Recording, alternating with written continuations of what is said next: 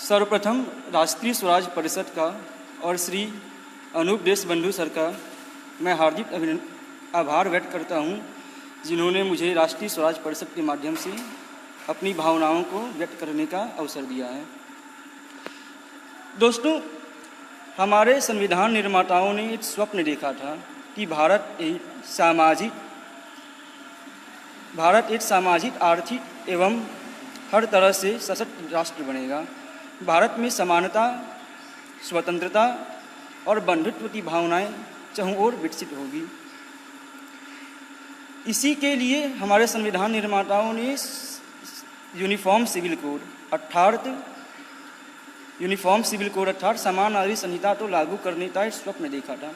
परंतु हमारी विडंबना यह है कि आज आज़ादी के 70 वर्षों के उपरांत भी समान नागरिक संहिता लागू नहीं हो पाई।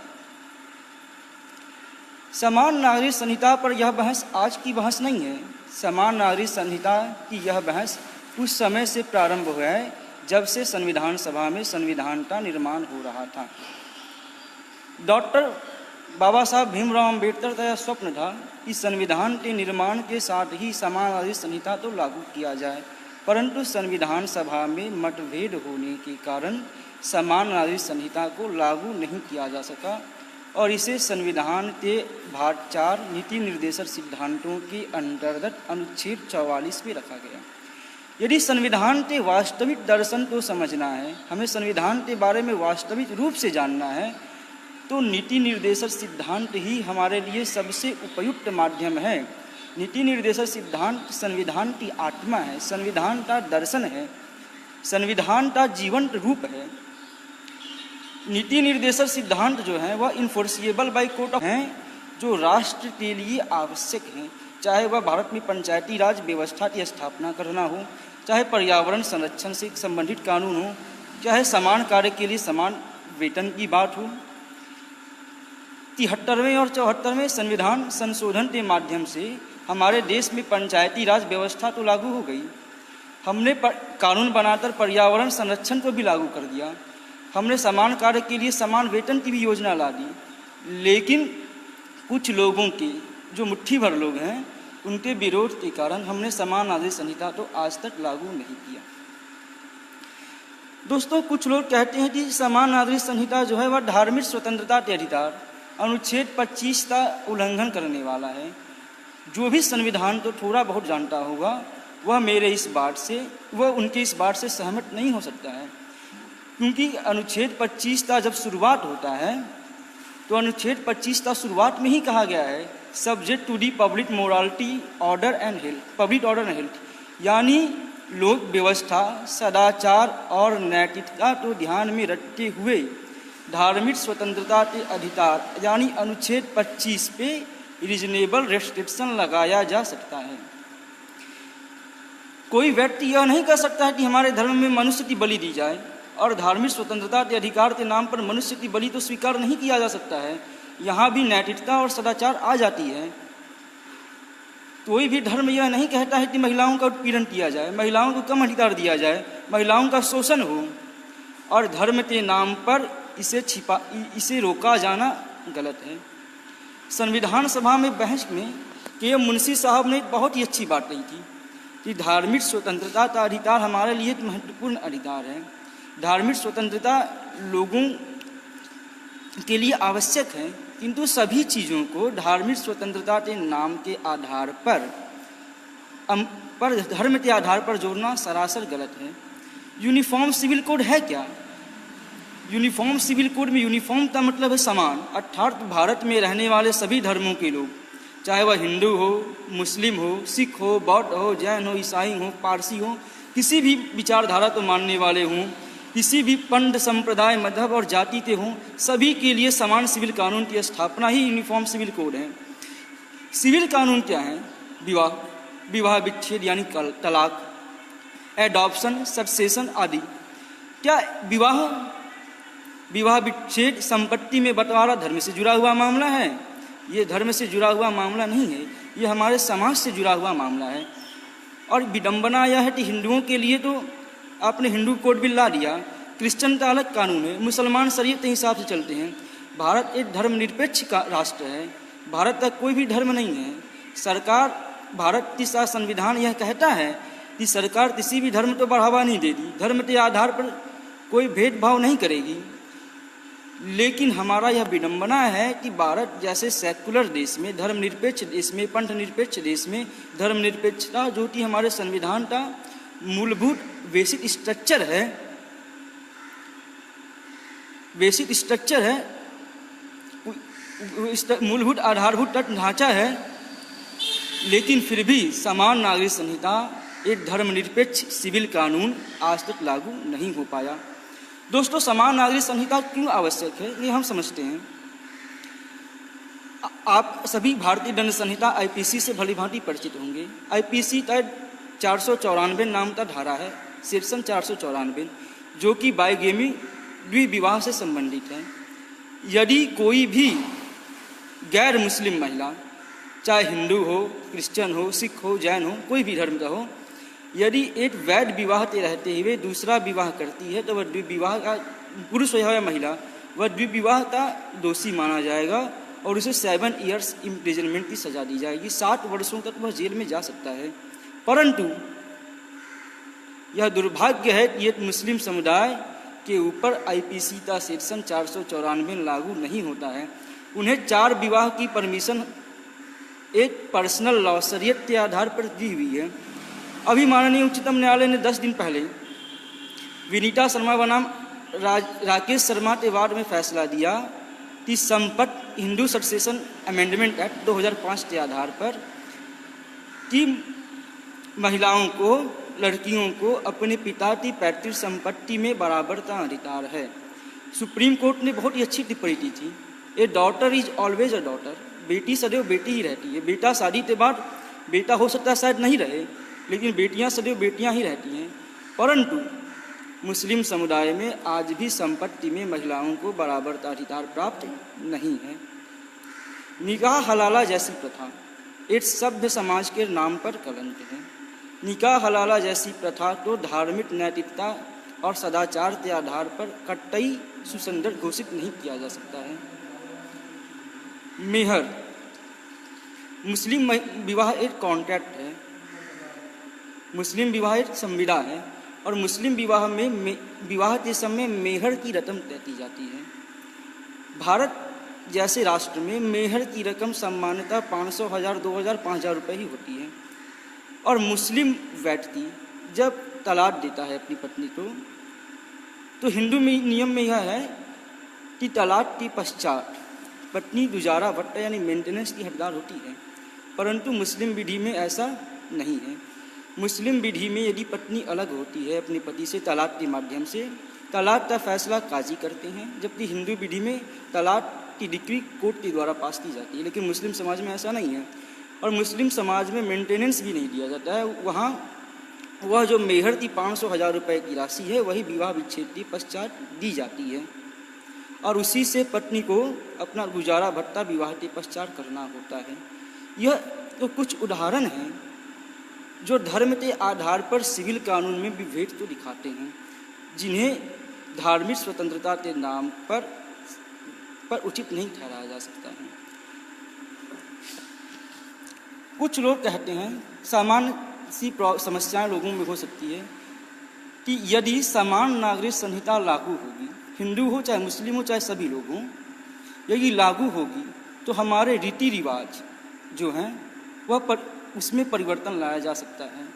ऐसा कुछ भी नहीं है। जो मामले धर्म से अबाध रूप से जुड़े हुए हैं वह अनुच्छेद 25 के अंतर्गत आएंगे और उनमें किसी भी तरह से संशोधन या परिवर्तन नहीं किया जा सकता है। हिंदू मैरिज एक्ट में हिंदू शब्द की परिभाषा में 4 धर्म के लोग आते हैं। सिख भी हैं, बौद्ध भी हैं, जैन भी है, हिंदू भी हैं। हिंदुओं में भी बहुत सारे संप्रदाय हैं, शैव है, वैष्णव है, लिंगायत हैं, प्रार्थना समाज है, ब्रह्म समाज है, सभी अलग अलग लोग आते हैं और सभी की विवाह की रीति रिवाज अलग होती है। तो इस सप्तपदी तो मानता है, तो इस सप्तपदी तो नहीं भी मानता है। सिख में धर्म में विवाह आनंद कारज की पद्धति के अनुसार होती है।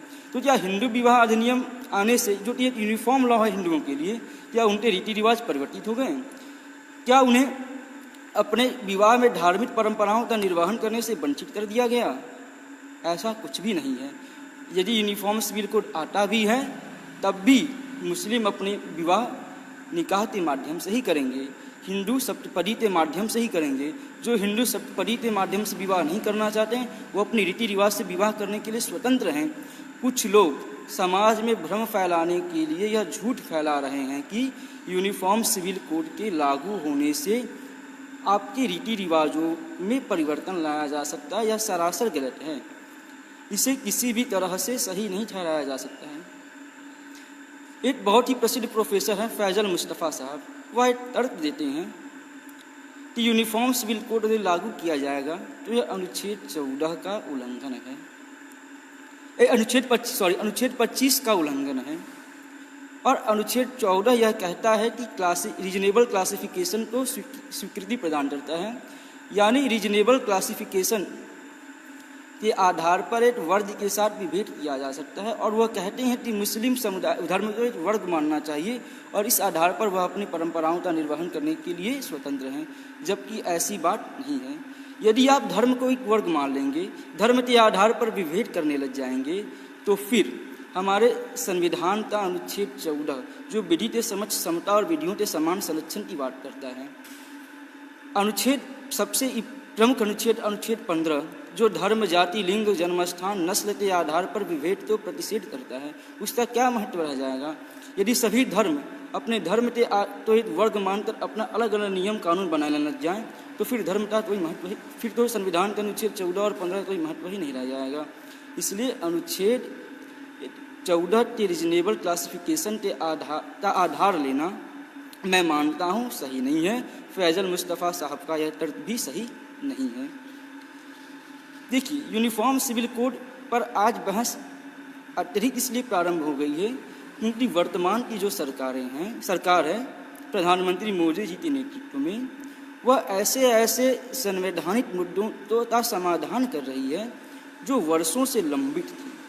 आपने अनुच्छेद 370 को कश्मीर से हटाया संवैधानिक प्रावधानों के अनुसार संविधान सम्मत तरीके से। आपने अयोध्या में श्री राम मंदिर का निर्माण करवाया एक संवैधानिक माध्यम से। तो इसलिए लोगों में यह आकांक्षाएं जग गई हैं कि यह सरकार यूनिफॉर्म सिविल कोड को भी संविधान संगत तरीके से लागू करने का प्रयास कर सकती है। इसलिए इस पर चर्चा जोर शोर से प्रारंभ हो गई है। देखिए, अनुच्छेद 44 समान नागरिक संहिता के नहीं आने से बहुत सारी हमारी परेशानियां हैं, और लागू क्यों होना चाहिए पहले समझिए। अनुच्छेद 14 की अनुपस्थिति में समानता के अधिकार, जो कि हमारा एक बहुत ही महत्वपूर्ण संवैधानिक अधिकार है, उसका उल्लंघन हो रहा है। आपने समझ ही लिया मुस्लिम महिलाओं का उदाहरण देकर। ये जगह विवाह प्रतिषेध है, ये जगह 4 विवाह परमिसिबल है, ये जगह संपत्ति का बंटवारा है बेटियों के बीच में, ये जगह नहीं है। ये जगह गुजारा भत्ता मेंटेनेंस दिया जा रहा है, ये जगह नहीं है। बहुत सारे विसंगतियाँ हैं।